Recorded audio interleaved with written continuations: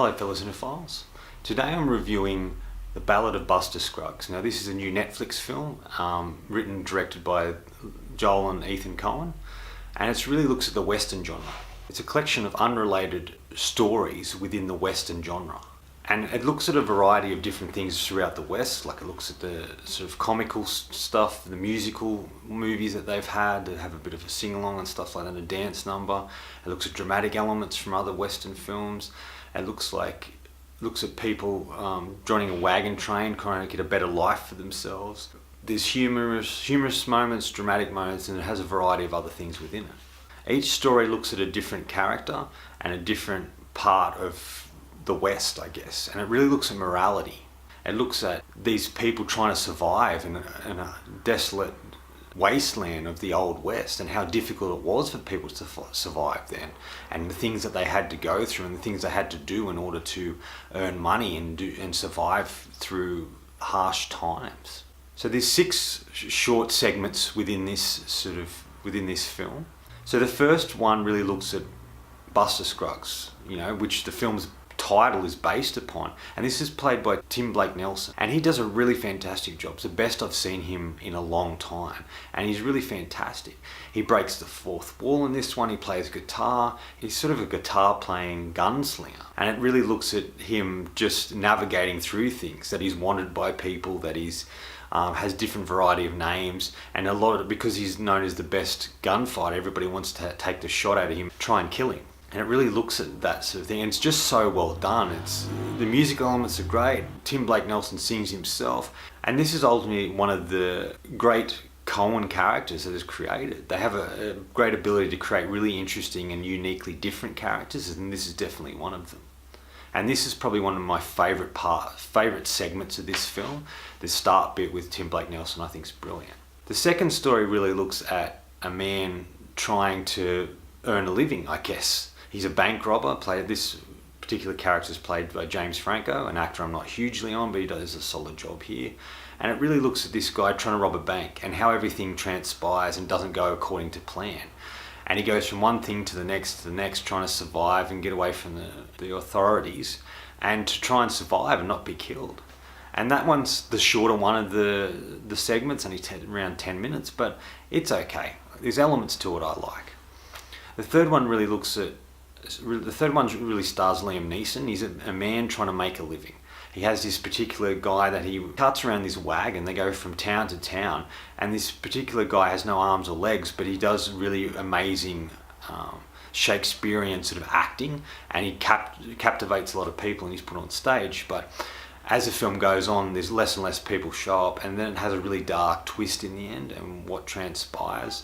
And it's about the evolution of things, what people will do in order to survive, what they will do and sacrifice in order to just be able to eat and live the life they want in this particular West. There's a really good one about a miner looking for gold. This one's played by Tom Waits, who is absolutely fantastic in this, and it's about time he had a sort of a starring role. He's quite an interesting and captivating sort of actor and singer, and I think he does a really great job here. And his one's my second favourite within the storyline, because it's just very interesting to see him trying to dig for gold and what transpires for him in order to do that. And I think it's really well done. I was really impressed with that. The fifth one really looks at Zoe Kazan's in it, and it really looks at this young woman joining this wagon train going across country, trying to go to Oregon, where she wants to start a new life, and she's going with her brother, and she's just trying to navigate through things and work out what she wants to do with her life and try and start a new life for herself. Things don't go according to plan, and there's a variety of things that happen.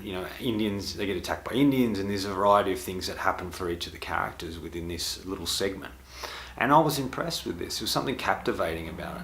Zoe Kazan is a really interesting actress, and I think she does a solid job here. And I really like what they've created, and I'm really fascinated by what they show us on film and in the acting. And the story is quite simple, but very effective, and sort of sucked me in. I was really impressed with it.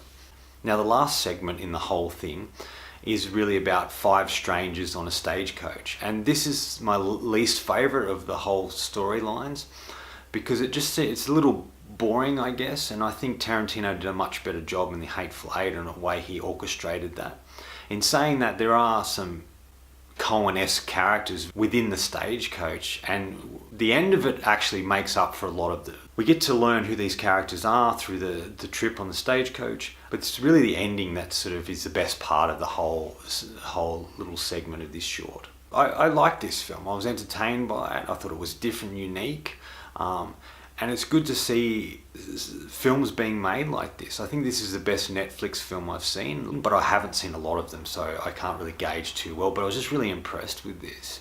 And I'm a big fan of the Coen brothers. I like the films that they make. I like that they do things very different. There's a lot of quirky and unique characters and situations that transpire for the characters to be involved in. Really impressed with the look of their films and their storytelling ability. And I really like this. It's sort of a love letter to the Old West. There's moments that remind me of John Wayne films such as Hondo and Stagecoach, and there's a variety of other films within it as well with the musical genre as part of it. Like Blazing Saddles, which I know is a comedy version of the West, but it sort of feels a bit like that, especially the first one with Buster Scruggs. And sort of like Paint Your Wagon and films in the vein of this. And I think it was really, really well done. It's a very captivating thing. The only criticisms I guess I would have about it is I feel that they could have tied the stories together somehow, even if someone's telling a story, or just tying them sort of together. I just thought that would have made it a bit even more interesting and more captivating if they were able to do that. Like when I first saw the trailer, the stagecoach part, this guy's telling a story, and I thought that's how they were going to tie it all together. But really it's just a look at the Old West.